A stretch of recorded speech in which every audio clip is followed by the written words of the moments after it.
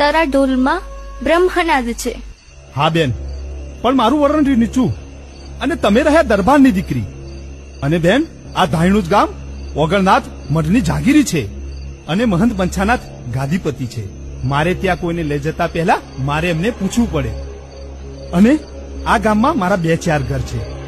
મારા કારણે એમને મોતના દાડા આવે. બેન, માએ મારેલ મેણાએ મને મારું ઘર છોડાવ્યું, પણ ભાઈ હું તને તારું ઘર છોડાવવા પર મજબૂર નહીં કરું.